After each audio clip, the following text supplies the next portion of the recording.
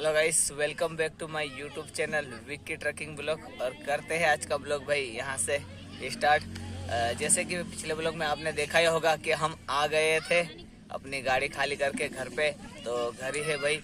और अपने 86-80 तो अनिल भाई को लेके इंदौर पहुँचा दी है। वो इंदौर के लिए माल मिल गया था। और 94-93 ये खड़ी है।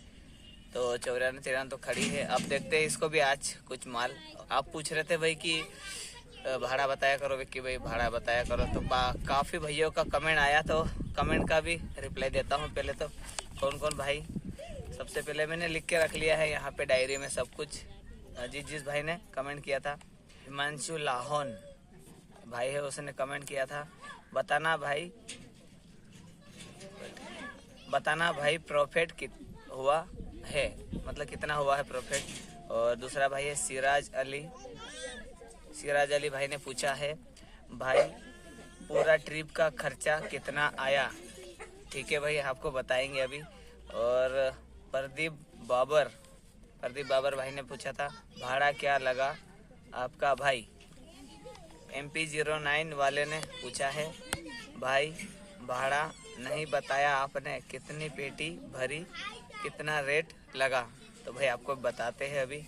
और एक भाई ने और पूछा है, चंपाराम सियोल, आपके पास कौन सा फ़ोन है।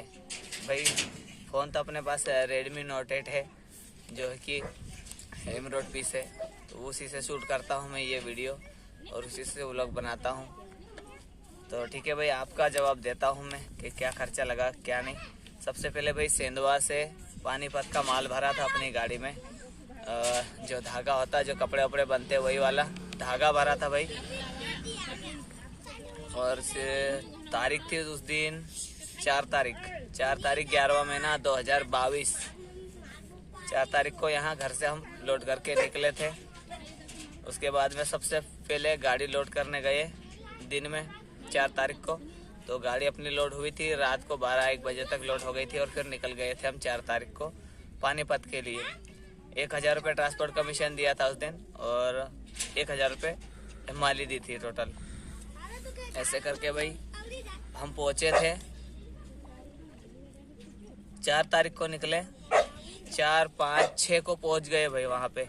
तो 6 को संडे का दिन आ गया पानीपत में। अपनी गाड़ी खाली नहीं हुई।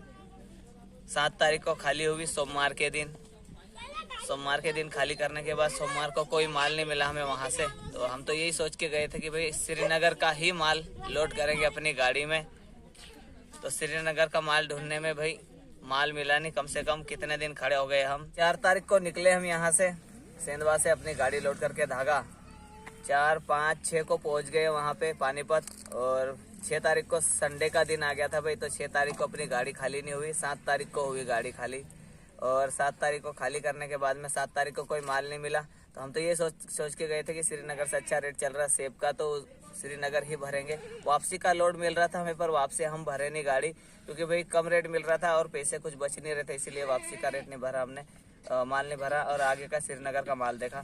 तो 7, 8, 9 तारीख को भाई अपनी गाड़ी लोड हुई 3 दिन बाद पानीपत में। और पानीपत से श्रीनगर का माल जो था वो था भाई कंबल था, जो ओढ़ने का कंबल आता है ना, वही कंबल लोड करके गए थे श्रीनगर के लिए। तो रेट वेट सारा बताऊंगा भाई मैं, क्या भाड़े में गए थे। तो अभी रुकिए जरा, पहले तो अपन बता देते भाई कि क्या माल भरा और कितने दिन में पहुंचे, वो सारा कुछ बताते हैं आपको। 7, 8, 9 3 दिन रुके हम पानीपत में, गाड़ी नहीं लोड हुई। और फिर 9 तारीख को फिर लोड हो गई थी अपनी गाड़ी, माल कंफर्म हो गया था श्रीनगर का। उसके बाद भाई 9, 10, 11 3 दिन में हम पहुंच गए थे श्रीनगर। 11 तारीख को अपनी गाड़ी खाली हो गई थी। और 11 तारीख को भाई नो एंट्री थी, तो दिन में निकल नहीं पाए वहाँ से। फिर आए रात में 11 तारीख को श्रीनगर मंडी के बाहर खड़े हो गए आके। और 12 तारीख को अपनी गाड़ी लोड हो गई थी श्रीनगर से सेवफल, जो एप्पल होता है वही, खरगोन के लिए। फिर चले भाई 12 तारीख को रात में हम। तो 12 तारीख को कानबाई लग गई थी आने में। फिर 13 तारीख हो गई दूसरा दिन। तो कानबाई में एक दिन तो वो टूट गया करीबन। फिर वहाँ से हम 4 बजे शाम को हमें कानबाई छोड़ी, 4 बजे छोड़ी। फिर 4 बजे छोड़ी 13 तारीख को। 13 तारीख को चले, 13, 14, 15, 16 चौथे दिन में खरगोन आ गए। खरगोन आए 4 दिन में, खाली करी गाड़ी अपनी। और उसके बाद अब खर्चा बताता हूँ भाई। तो सबसे पहले जब सेंधवा से निकले थे तो 1000 रुपये ट्रांसपोर्ट कमीशन लगा था, 1000 रुपये हमाली लगी थी जो धागा भर के गए थे पानीपत का, उसी का। और टोल टैक्स 10,000 रुपये टोल टैक्स हो गया था सेंधवा से श्रीनगर तक टोटल भाई। सेंधवा से श्रीनगर सिर्फ जाने का, आने का 10,000 रुपये अलग होगा। 300 रुपये पानीपत में खाली करवाई दी थी जो कि अपनी गाड़ी में धागा भरा था उसी का। और 3500 रुपये खाना खर्चा, बॉर्डर और पुलिस एंट्री वगैरह सब चुटबुट आ गया। टोटल 3500 रुपये, मतलब 3500 रुपये टोटल खर्चा। उसके बाद में भाई वहाँ खाली कर दी। 1000 रुपये ट्रांसपोर्ट कमीशन दिया वहाँ पे, जहाँ गाड़ी अपने श्रीनगर का माल लोड करा था, वही जो कंबल होता है वही। 400 रुपये भराई दी थी वहाँ पे। उसके बाद में 80,000 का टोटल डीजल हो गया भाई। सेंधवा से श्रीनगर और श्रीनगर से वापस सेंधवा तक 80,000 का डीजल हो गया, जो है कि किलोमीटर हमें पड़ा था 4000 किलोमीटर। 4000 किलोमीटर टोटल अपनी गाड़ी चली, 2000 जाना और 2000 आना, ऐसे करके 5 के एवरेज किया गाड़ी ने। क्योंकि भाई प्लेन रास्ता रहता तो 5.5 पौने 6 तक एवरेज दे देती, लेकिन वहाँ भाई हिलिंग और चढ़ाई रास्ता है पूरा, तो अप डाउन रास्ता है, इसीलिए भाई 5 का एवरेज गाड़ी ने दिया। तो वहाँ तो कम ही एवरेज देती है, अगर वहीं का एवरेज जोड़े तो 3 का एवरेज निकलता भाई। जम्मू कश्मीर जो 300 किलोमीटर लाखनपुर बॉर्डर से वापस लाखनपुर बॉर्डर तक अगर टंकी फुल कराते हैं तो 3 का एवरेज निकालते भाई वहाँ, क्योंकि बहुत ज़्यादा हिलिंग एरिया है ना, इसीलिए। उसके बाद भाई आने का 10,000 रुपये टोल टैक्स हो गया, 20,000 टोटल टोल टैक्स हो गया भाई आने जाने का। और 1500 रुपये खाली कराई दी थी कंबल श्रीनगर में, 5000 रुपये खाना खर्चा, पुलिस एंट्री और चुटपुट सारा खर्चा आ गया। 2000 रुपये ट्रांसपोर्ट कमीशन दिया था जो सेब फल भरे थे हमने, उसी का। और 2000 रुपये का डीजल हो गया जो खरगोन से घर आए, तो भाई वो भी जोड़ना ही पड़ेगा ना, क्योंकि गाड़ी घर से गई तो घर तक ही वापस जोड़ना पड़ेगा। 2000 वो हो गए। ऐसा करके भाई टोटल खर्चा हो गया हमारा 1,17,700 रुपये, 1,17,700। और भाड़ा बना था, भाड़ा बताता हूँ आपको। 50,000 रुपये का भाड़ा यहाँ का था, जो धागा लोड करके गए थे उसी का 50,000 रुपये भाड़ा लगा था सेंधवा से पानीपत का।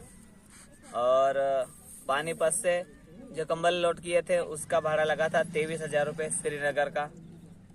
उसके बाद में भाई सेवफल जो लोड करके आए श्रीनगर से खरगोन का 95,000 95,000 इसका लगा था, 95,000 रुपये। और जो है कि इसकी 120 रुपये पेटी का भाड़ा था श्रीनगर से खरगोन का। आप पूछ रहे थे काफी भाई कि पेटी का क्या भाड़ा लगा, पेटी का क्या रेट लगा कि भाई बताओ।